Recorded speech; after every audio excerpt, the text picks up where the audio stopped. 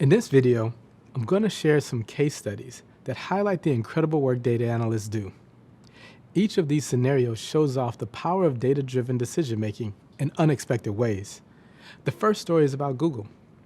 As I mentioned a little while back, here at Google, our mission is to organize the world's information and make it universally accessible and useful. All of our products, from idea to development to launch, are built on data and data-driven decision-making. There are tons of examples here at Google of people using facts to create business strategy. But one of the most famous ones has to do with Google's human resources. So here's how it went. The HR department wanted to know if there was value in having managers. Were their contributions worthwhile, or should everyone just be an individual contributor? To answer that question, Google's People Analytics team looked at past performance reviews and employee surveys. The data they found was plotted on a graph because, as you've learned, visuals are extremely helpful when trying to understand a problem or concept. The graph revealed that Googlers had positive feelings about their managers, but the data was pretty general, and the team wanted to learn more. So they dug deeper and split the data into quartiles. A quartile divides data points into 4 equal parts or quarters. Here's where the really cool stuff started happening. The data analysts discovered that there was a big difference between the very top and the very bottom quartiles.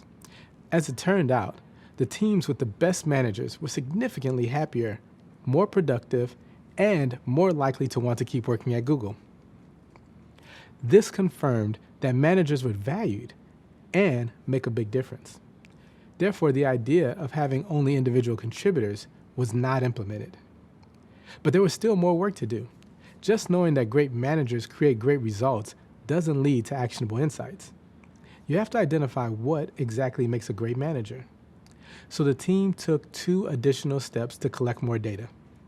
First, they launched an awards program where employees could nominate their favorite managers. For every submission, you had to provide examples or data about what makes that manager great. The second step involved interviewing managers who are graphed on the top and bottom quartiles.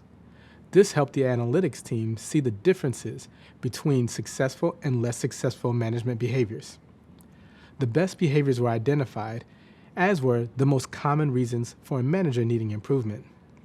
The final step was sharing these insights and putting a procedure in place for evaluating managers with these qualities in mind. This data-driven decision continues to create an exceptional company culture for my colleagues and me. Thanks, data. Another interesting example comes from the nonprofit sector.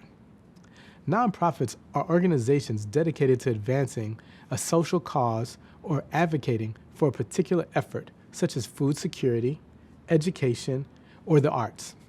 In this case, data analysts research how journalists can make a more meaningful impact for the nonprofits they would write about. Because journalists write for newspapers, magazines, and other news outlets, they can help nonprofits reach readers like you and me, who then take action to help nonprofits reach their goals. For instance, say you read about the problem of climate change in an online magazine.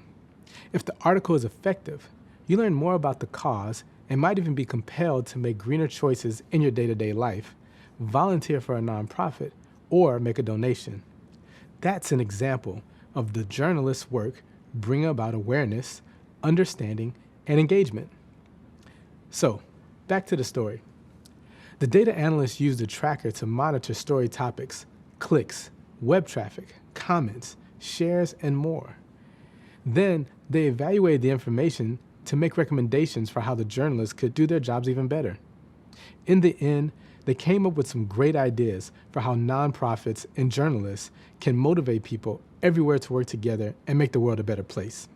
There's really no end to what you can do as a data analyst. As you progress through this program, you'll discover even more possibilities. Great job following along with the topics in these past few videos. You learned all about analytical skills and the 5 key characteristics of data analysts. You probably even learned that you're a pro at most of these already. Next, you discovered what it means to think analytically and the specific skills data analysts develop to help them do it. You explore tools and processes that enable data analysts to pinpoint a problem and ask the right questions in order to solve it.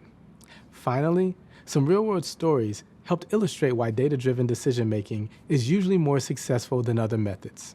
You're building a wonderful foundation for your career as a data analyst. With every video, your skills will continue to expand and your understanding of key data analytics concepts will only get stronger. Soon, you'll have a chance to test out everything you've learned. This is a really useful opportunity to check your understanding of all the concepts we've discussed. And if you're ever unsure about a question, you can review the videos and readings to find the answer. This is another awesome way to practice collecting data. Keep up the great work.